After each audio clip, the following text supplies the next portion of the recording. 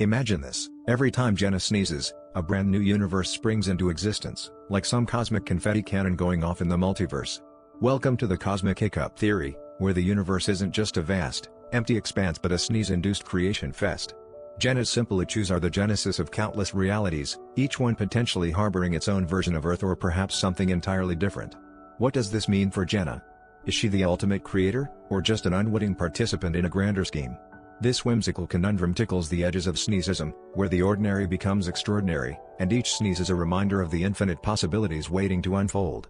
So, next time you feel that tickle in your nose, ponder the universes you might be birthing with a simple sneeze, because in sneezism, the power of creation is just a breath away.